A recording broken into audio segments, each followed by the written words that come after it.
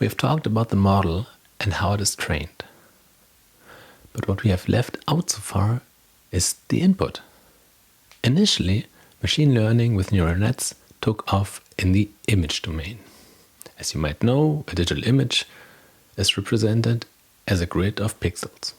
Think of a computer screen that has a grid of 1,000,000 dots, which appear in individual colors, or, as a simplification, each dot itself consists of 3 tiny LEDs, red, green and blue, that each shine in an individual intensity.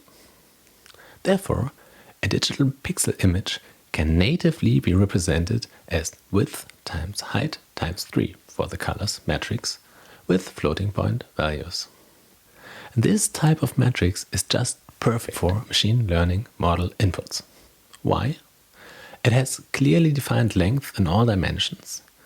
It doesn't have any additional internal structure, and there are no other external conventions that are subject to change. I would argue, and I'm sure many others have done so, that the breakthrough in machine learning for text was by large hindered by not having a suitable way of representing textual input to the machine learning model. Some things that make it so complicated are that input texts vary in length, that text has a sequential logic to it.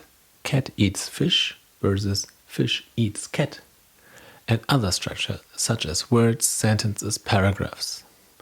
Typically, one needs an external vocabulary for a given language that is also subject to change. Unfortunately, I cannot go into detail about the specific text representation methods here, but I will include references to external resources if you want to learn the details. What you might want to think about is whether and how you can choose an input representation such that it makes it easier for the model to pick up on what you are interested in.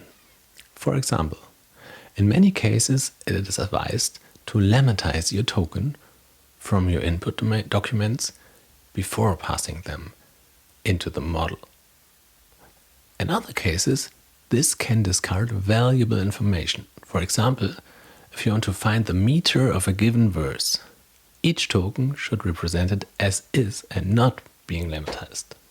Often, the question is also which granularity do you want to represent, and Spatie has several options. For example, the text categorizer for whole documents, or the span categorizer for a few token long span classification. If you want to predict parts of speech, you want to have individual words representations. If you want to predict the sentiment of a review, you might want to have the whole review represented. If you want to predict named entities, it might be useful to have spans of varying length represented, hence the Spatie span categorizer.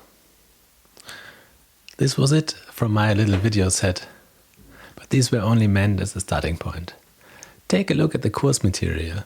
I have put lots of details and references to other resources. Keep it up!